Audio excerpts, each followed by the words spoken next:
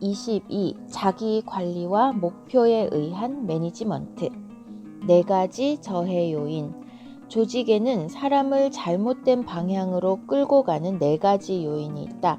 그 요인들은 다음과 같다. 기능의 분화. 3명의 석공에게 무엇을 하고 있느냐고 질문하자 각각 생계를 꾸리고 있다. 최고로 훌륭하게 일을 하고 있다. 교회를 짓고 있다고 대답했다는 이야기가 있다. 이 가운데 3번째 대답을 한 사람이야말로 진정한 매니저다. 첫 번째 석공은 일을 통해 무엇을 얻는지 알고 있으며 실제로 그것을 얻고 있는 사람이다. 그는 일당에 대한 하루치의 일을 한다. 그러나 이러한 단순한 사고방식을 가지고 있는 사람은 매니저감이 아니다. 그는 아마 미래에도 매니저가 될 수 없을 것이다. 문제는 2번째다. 일에서 숙련된 기능은 불가결한 요소다. 조직은 최고의 기능을 요구하지 않으면 금세 이류가 되고 만다. 그러나 단순히 도를 연마하면서도 대단한 일을 하고 있는 것으로 착각하는 전문가가 간혹 존재한다. 기능의 중요성을 강조하는 것도 좋지만 그것은 반드시 조직 전체의 니즈와 관련된 것이어야 한다. 이런 종류의 위험은 오늘날 진행 중인 사회와 기술 변화 때문에 점점 커지고 있다. 고등교육을 받은 전문가가 급증하면서 기능도 고도화되고 있다. 그들 대부분은 각각의 전문 지식을 가지고 조직에 공헌한다. 그 때문에 기능 자체가 목적이 되어버릴 위험성이 점점 커지는 것이다. 조직의 계급화. 조직의 계급 구조는 앞서 설명한 위험을 더욱 증폭시킨다. 상사의 언동, 하찮은 말꼬리 하나, 버릇이나 습관까지 모두 계산되고 의도된 의미 있는 것으로 받아들이게 되는 것이다. 인간관계가 중요하다고 한다. 그러나 불러서 하는 이야기는 늘 잔업에 관한 것이다. 승진하는 사람은 실제적인 성과를 올리는 자가 아니라 회계 처리에만 능한 자다라는 불평이 끊어질 날이 없다. 이 문제를 해결하기 위해서는 모두의 시각을 업무가 요구하는 것으로 돌리는 조직 구조가 필요하다. 계층의 분리. 계층에 따라 일이나 관심사의 차이가 있기 때문에 조직의 방향 설정이 잘못되는 경우가 있다. 이 문제도 좋은 의도나 태도만 가지고는 해결할 수 없다. 커뮤니케이션을 개선시킨다고 해결할 수 있는 것도 아니다. 커뮤니케이션의 성립에는 공통의 언어와 공통의 이해가 전제된다. 결여된 것은 바로 그 전제들이다. 계층별로 사물을 보는 방법이 다른 것은 당연하지만 그로 인해 같은 것을 이야기하더라도 알아차리지 못하거나 반대되는 것을 말하면서도 같은 것을 이야기하고 있다고 착각하는 일이 너무나 많다. 보수에 대한 의미부여. 보수는 조직에게는 비용이며 개인에게는 수입이다.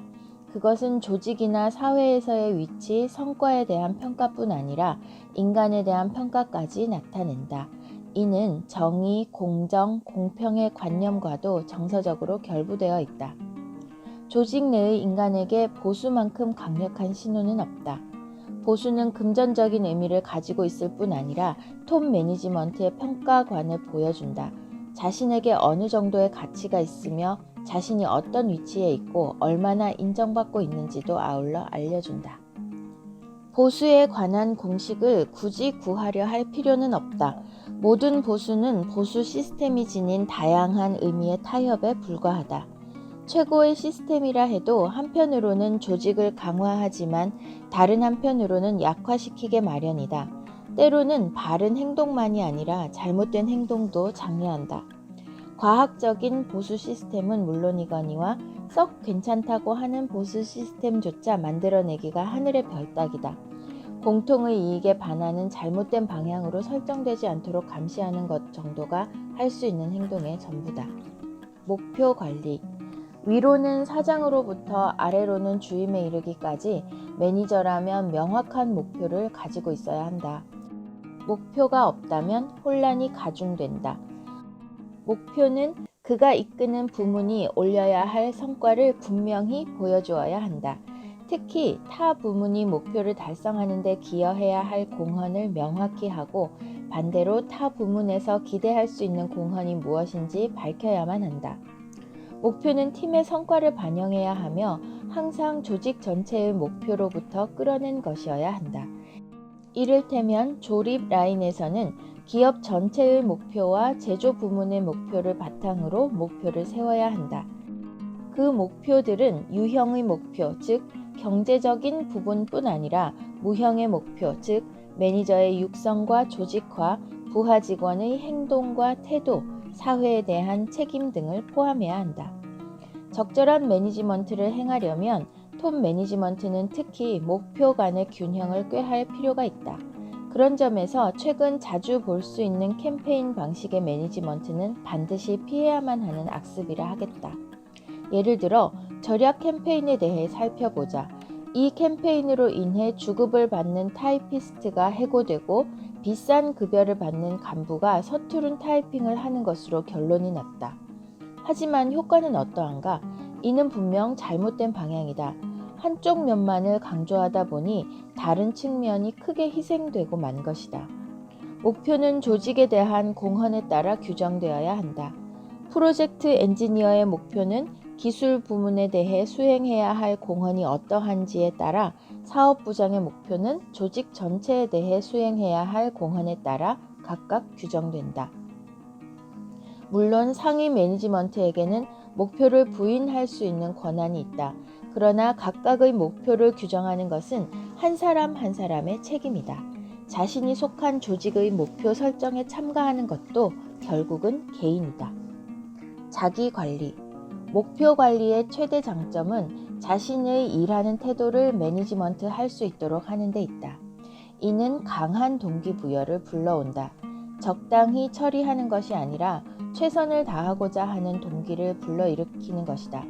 따라서 목표 관리는 매니지먼트 전체의 방향을 설정하고 활동의 통일성을 실현하는 데 필요하지는 않지만 자기 관리를 하는 데는 꼭 필요하다. 자신의 일하는 태도를 관리하려면 자신의 목표를 알고 있는 것만으로는 충분치 않다. 목표에 비추어 자신의 일하는 태도와 성과를 평가할 수 있어야 한다. 이를 위해서는 정보가 필요하다. 필요한 조치를 취할 수 있도록 적절한 정보들을 조기에 입수해야만 한다. 그 정보들은 상사에게 전달될 필요가 없다. 정보는 자기 관리를 위한 도구이지 상사가 부하 직원을 관리하기 위한 도구가 아니다.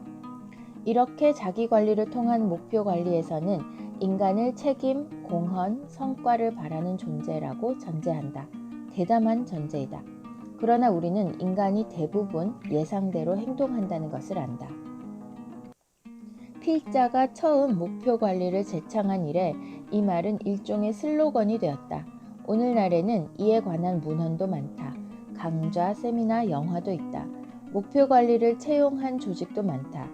그러나 진정한 자기 관리를 동반하는 목표 관리를 실현하는 곳은 극히 적다. 자기 관리를 통한 목표 관리는 슬로건이나 방침에서 끝나서는 안 된다. 원칙이 되어야 한다. 철학이라는 말은 과장된 느낌을 주어서 되도록 쓰고 싶지 않지만 자기 관리를 통한 목표 관리의 경우 그야말로 매니지먼트의 철학이어야 한다는 생각이다.